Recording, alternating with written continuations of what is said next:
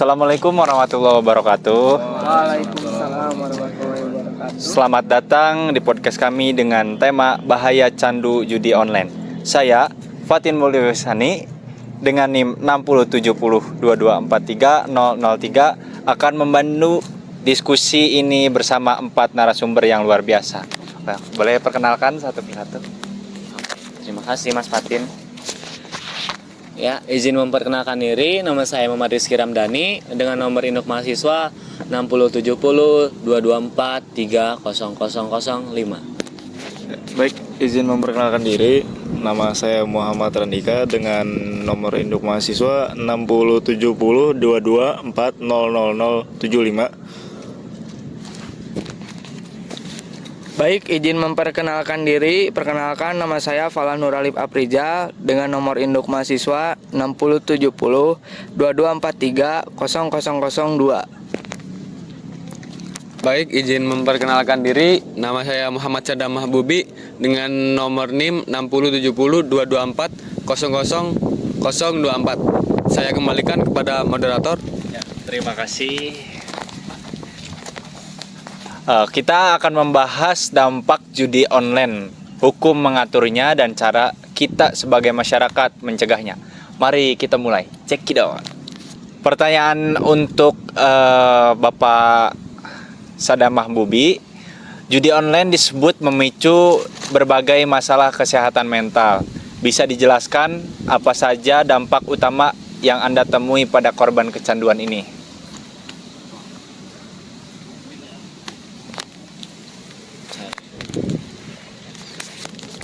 Baik. Dampak utama yang sering saya temui adalah kecemasan, depresi, dan stres kronis. Banyak korban juga mengalami isolasi sosial karena malu mengakui kecanduan dari mereka, bahkan kepada keluarga. Kondisi ini sering diperparah dengan rasa bersalah karena kehilangan uang atau hancurnya hubungan. Kembalikan kepada moderator. Nah, apakah dampaknya sama pada semua orang atau ada kelompok tertentu yang lebih rentan? Kelompok muda cenderung lebih rentan, terutama yang menggunakan judi online untuk melarikan diri dari masalah kehidupan atau tekanan sosial. Oh, berarti lebih ke kelompok muda ya? Ya, betul sekali. Yang rentan terhadap judi online. Ya. Oke. Sekarang pertanyaan ke mantan pecandu dari Mas Falah Nur Alif. Sebagai orang yang pernah terjebak dalam judi online, apa yang membuat Anda memulai dan bagaimana Anda akhirnya bisa keluar dari zona perjudian itu? Silakan bisa dijawab. Baik, izin menjawab. Ya, awalnya saya hanya mencoba-coba untuk iseng. Tapi perlahan-lahan saya terpikat dengan iming-iming menang besar. Saya terus bermain untuk menutup kerugian, tapi kehilangan lebih banyak. Saya bisa keluar karena keluarga saya membantu saya mendapatkan bantuan, konseling, dan dukungan emosional. Dukungan itu sangat penting. Kembali. Berarti bisa menghindar dari judi online atas bantuan orang tua juga ya yang membantu. Nah, seberapa sulit proses pemulihan itu pada saat judi online nih? Kan candu gitu pas waktu-waktu kemarin-kemarin kan keterusan gitu. Nah, seberapa sulit sih pemulihan kamu dari yang tadinya judi online sekarang menjadi orang yang baik gitu, orang yang sekarang menyebarkan kebaikan untuk tidak berjudi online gitu? Silakan. Bisa dijawab.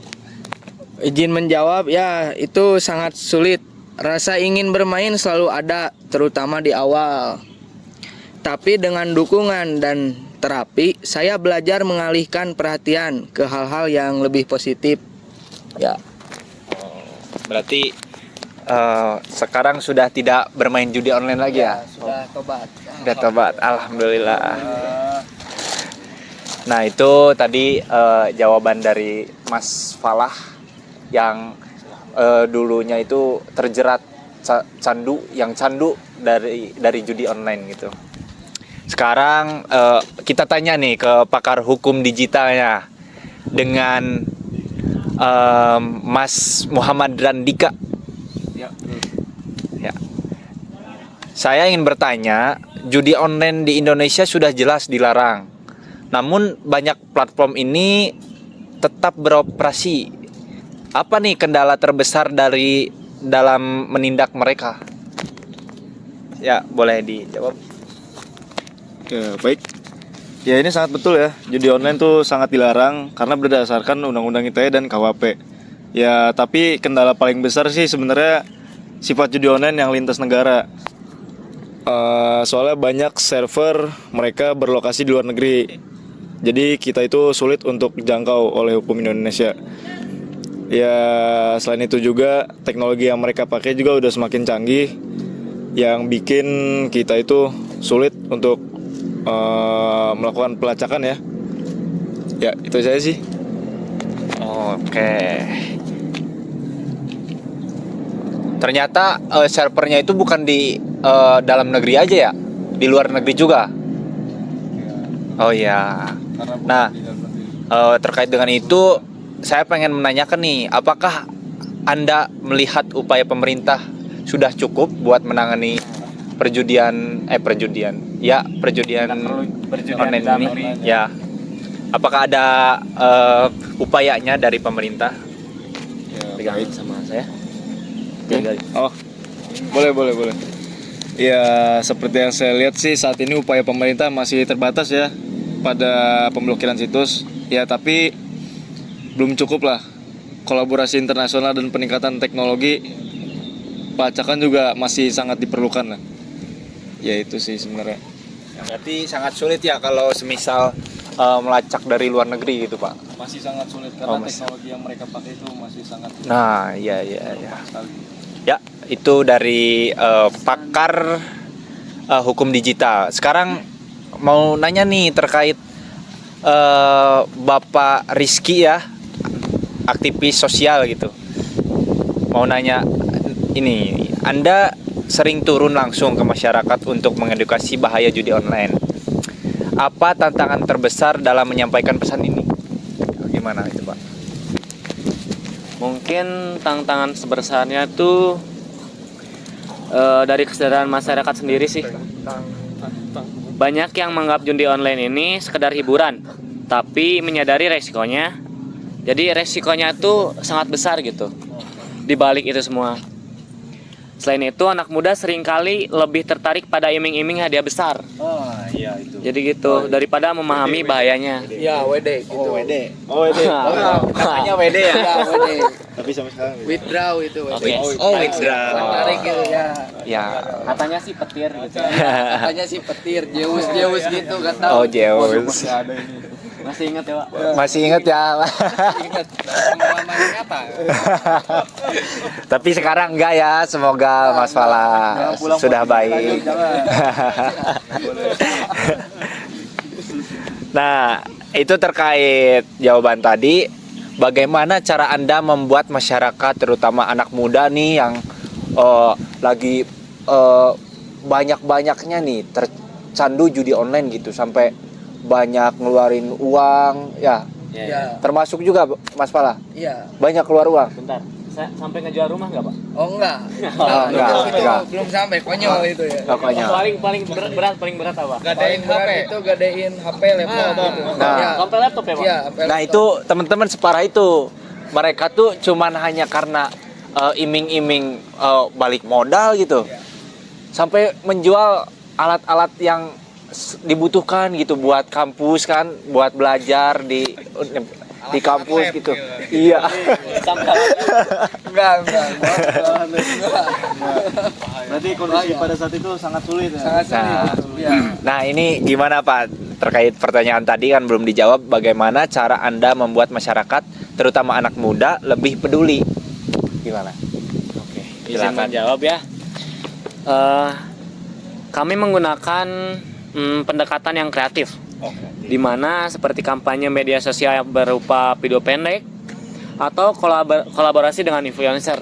Jadi kan anak muda sekarang lebih suka scroll media sosial seperti TikTok, benar banget, Pak. IG, Twitter gitu. Jadi kita bikin video pendek tersebut untuk mengedukasi mereka secara tidak langsung gitu.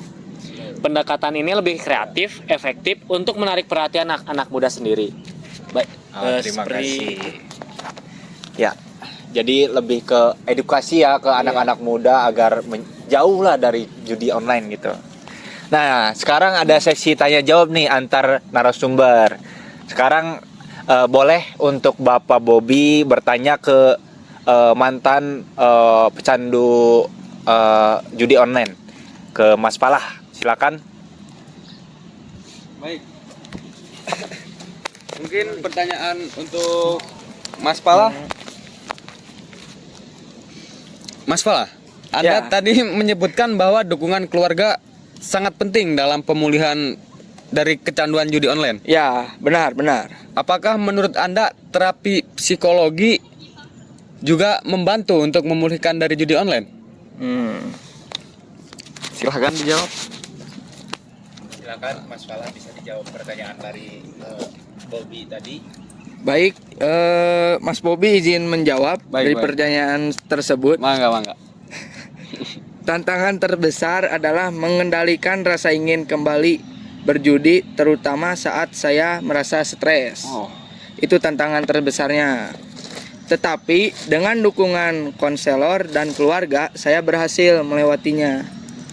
Gitu, Mas Bobby. Jadi peran keluarga sangat penting. Sangat penting. Oh. Itu. Penting. Gitu? Iya. Iya. Penting. Baik. Pertanyaannya sangat menjawab. Sangat sih menjawab ya. Itu pertanyaan dari antar narasumber. Sekarang boleh dari Mas Dika Mas Palah boleh menanyakan nih terkait apa hal-hal judi online gitu ke pakarnya langsung, ke Mas Dika. Silakan untuk ditanyakan.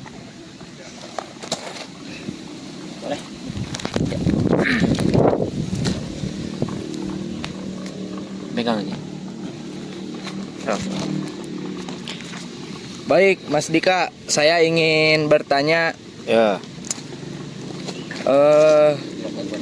judi online seringkali menggunakan teknik manipulatif seperti bonus dan hadiah besar.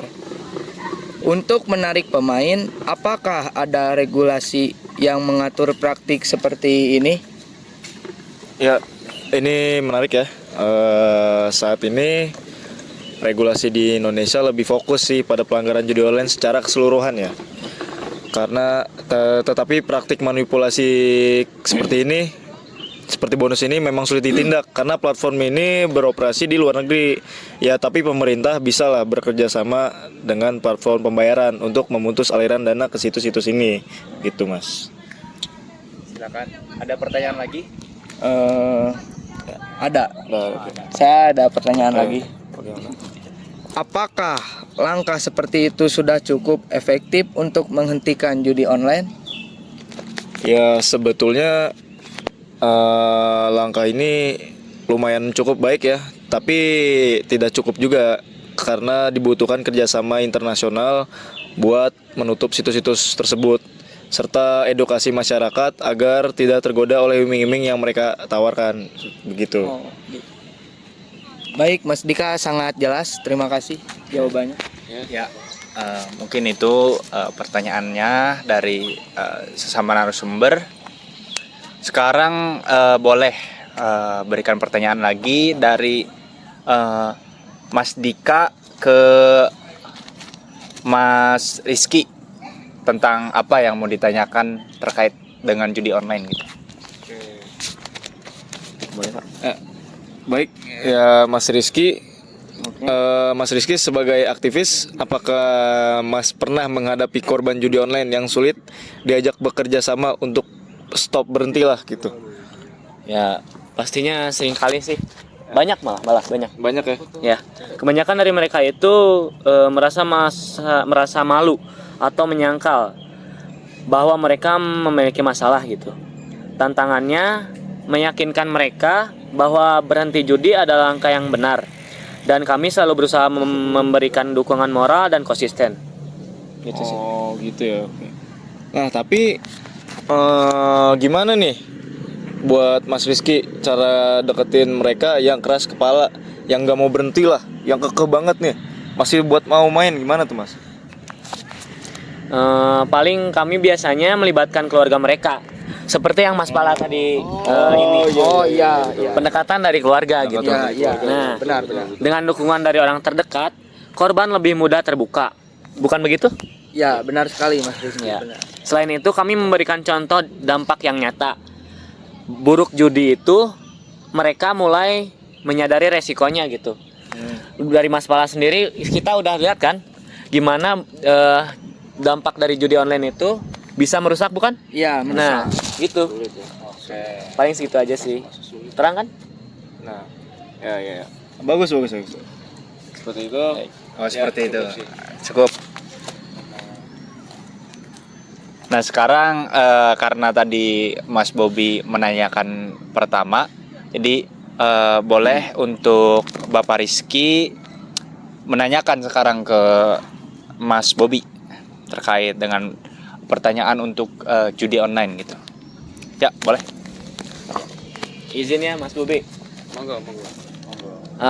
Tadi kan Mas Bobby menyebutkan bahwa judi online itu bisa memicu depresi. Ya, benar sekali. Bagaimana cara mencegah agar korban tidak sampai ke tahap ini gitu? Bisa stop. Yang pertama adalah dari keluarga. Keluarga harus memastikan korban mendapatkan bantuan psikologi sesegera mungkin. Jangan biarkan mereka merasa tersendiri. Terapi kelompok juga bisa menjadi pilihan untuk mempercepat pemulihan dari kecanduan judi online.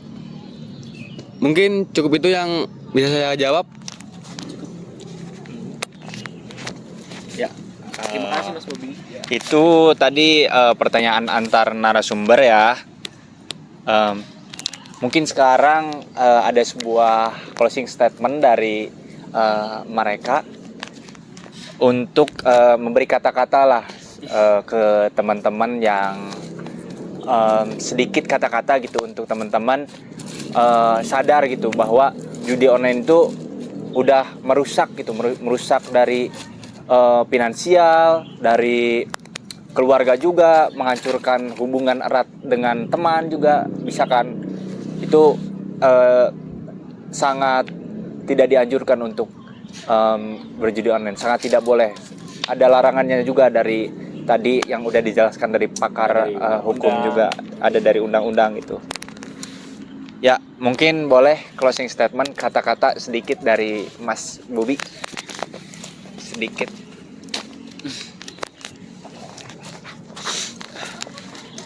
Pesan kepada penjudi online di luar sana ya. Ya, benar. Stoplah untuk berhenti berjudi. Karena yang dirugikan dari judi bukan hanya Anda sendiri, teman Anda, keluarga Anda. Jika Anda sudah berjudi, uang habis, maka Anda akan meminjam uang kepada teman Anda. Ya, benar. Maka bukan hanya Anda yang sulit, teman Anda juga sulit. Mungkin sekian dari saya.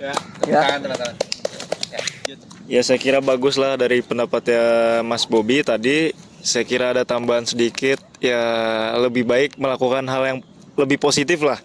Seperti dibanding melakukan judi online ya mending investasi lah. Karena investasi itu cukup bagus untuk kedepannya dibanding judi online yang sudah jelas-jelas ada contohnya yang tidak baik. Ya tadi Mas Falah sedang kesulitan juga kan karena judi online. Saya kira cukup lah segitu pendapat saya. Ya, tepuk tangan semuanya. Boleh dilanjut. Oke. Paling dari saya nggak panjang lebar sih, pesan-pesan untuk kalian semua, jangan mendekati judi online. Sebisa mungkin banyakin kegiatan positif gitu, karena judi itu haram, emang haram, hukumnya haram. stop berjudi karena judi itu nggak berarti. Sekian, terima kasih.